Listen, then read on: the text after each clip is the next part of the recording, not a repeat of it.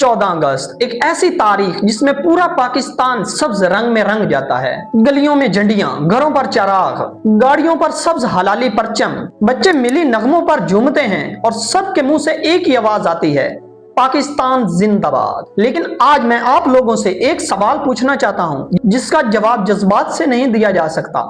हमने 14 अगस्त 1947 को आजादी हासिल की, लेकिन आज 2026 है। क्या हम वाकई आजाद हो चुके हैं? क्या हम इन 79 सालों में आजाद हुए हैं? जरा रुकिए, मेरा यह मतलब नहीं था कि पाकिस्तान एक आजाद मुल्क नहीं, पाकिस्तान एक आजाद और खुद मुख्तार मुल्क है। मेरा सवाल यह है कि वो आजादी क्या एक आम इंसान को भी हासिल है? और इस सवाल का जवाब ढूंढने के लिए हमें वापस जाना होगा 14 अगस्त 1947 में। 1947 में मुसलमानों की जो आबादी थी वो बहुत ही पेचीदा जिंदगी गुजार रही थी। कैद आजम और दूसरे बड़े रहनुमाओं की सियासी जिद्दोजहद की वजह से 1947 में हमें आजाद मुल्क मिला जिसका नाम पाकिस्तान रखा गया। लेकिन पाकिस्तान सिर्फ वो लकीर नहीं था जो नक्शे पर खींची जा सके, इसके पीछे लाखों लोगों की कुर्बानियां मौजूद थी। लाखों लोगों के घर छूटे गए, लाखों लोगों ने अपने कारोबार छोड़े, लाखों लोगों ने हिजरत की। कुछ लोग अपने प्यारों से बिछड़ गए और कुछ ऐसे भी लोग थे जो अपने प्यारों से तो बिछड़े मगर घर वापस भी न जा सके। लेकिन यहाँ पर एक सवाल है, जिन लोगों ने ये कुर्बानियां दी उस वक्त उनके जहन में आने वाला पाकिस्तान कैसा था? 11 अगस्त 1947 को कैद आजम ने दस्तूर साज असेंबली से एक खिताब किया। इसमें उन्होंने शहरियों के साथ कानून के मुताबिक बराबरी का हुक्म दिया। यानी कि जब पाकिस्तान बना तो ये सिर्फ एक रियासत नहीं थी, बल्कि ये एक ऐसी रियासत थी जिसमें शहरियों को बराबर के हकूक हासिल होने थे। लेकिन अब हम आते हैं 79 साल आगे, यानी कि आज 2026 में। आज हमारा सवाल खुद से है, क्या हमारे इदारे मजबूत हुए? क्या आम आदमी को फौरी इंसाफ मिलता है? क्या सिफारिश के बगैर मेरिट पर नौकरी मिलती है? क्या एक गरीब और अमीर के लिए कानून बराबर है? क्या सबको बराबरी के हकूक हासिल हैं? क्या पाकिस्तान की तरक्की का कायदा हर तबके तक यकसा पहुंचा या नहीं? अब हम चलते हैं एक आम आदमी के घर। एक शख्स सुबह उठता है, काम पर जाता है, महीने के आखिर पर उसकी तनख्वाह आती है और सिर्फ चंद घंटों में उसकी तनख्वाह तकसीम हो जाती है। बिजली का बिल, महीने का राशन, गैस, पेट्रोल, बच्चों की फीसें, अद्वियात, किराया और महीने के आखिर पर वही सवाल कि उधार किससे लें, और अगर हम उधार ले लेंगे तो अगले महीने का खर्चा कैसे चलेगा? यहाँ पर एक सवाल है, मुआइशत के हालात सिर्फ एक सियासी जमात से पैदा नहीं होते, ये कई सालों के फैसले, पॉलिसियों और हिकमत अमलियों से पैदा होते हैं। आज पाकिस्तान में कर्जे की शरह क्या है? हर बच्चा जो पैदा होता है उस पर कर्जा है। क्यों?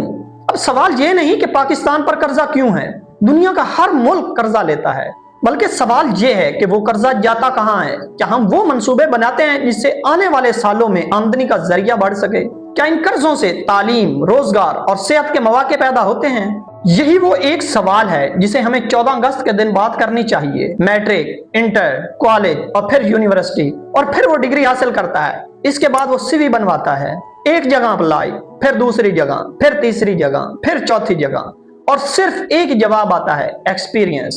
वो नौजवान सोचता है, कहां से लाऊं एक्सपीरियंस, कहां से लाऊं एक्सपीरियंस? जब कोई मौका ही नहीं देगा, एक्सपीरियंस कहां से लूंगा? ये सिर्फ एक नौजवान की कहानी नहीं है, ये पूरे एक मुआशरे का सवाल है। क्योंकि जिस मुल्क के नौजवान अपने मुस्तकबिल के लिए पुरुमीद हों, वही मुल्क आगे बढ़ता है। और जिस मुल्क के नौजवानों को ये उम्मीद ही ना हो कि उन्हें नौकरी मिलेगी, वो मुल्क क्या खाक तरक्की करेगा। और फिर वही नौजवान बाहर के मुमालिक में जाने की कोशिश करता है, डंकियां लगाते हैं, अपनी जानों का नजराना पेश करते हैं। तो फिर हमारी रियासत को रुक कर सोचना चाहिए कि आखिर हमारे नौजवान बाहर क्यों जाना चाहते हैं, क्यों मौत को गले लगा रहे हैं। यहाँ पर एक और मुश्किल सवाल पैदा होता है, जब पाकिस्तान के सारे मसाइल की जिम्मेदारी हुकूमत पर डालनी चाहिए। हुकूमती इदारों की जिम्मेदारी बहुत बड़ी है, रियासती इदारों की जिम्मेदारी बहुत बड़ी है, हमारी कोई जिम्मेदारी नहीं। क्या हम वाकई चाहते हैं कि हमारे मुल्क से करप्शन खत्म हो? और कभी कभी हम खुद यही काम खुद जल्दी करवाने के लिए सिफारिश ढूंढते हैं कि कोई बंदा मिल जाए जिससे हम ये काम करवा सके। हम कोशिश ही नहीं करते कि बगैर सिफारिश के काम हो जाए। हम चाहते हैं हमारे लिए कानून बराबर हो, लेकिन जब कानून हमारी मर्जी के खिलाफ जाता है तो हम उसे बुरा कहते हैं। हम चाहते हैं कि हमारा मुआशरा ईमानदार हो, लेकिन हम खुद ईमानदारी नहीं करते।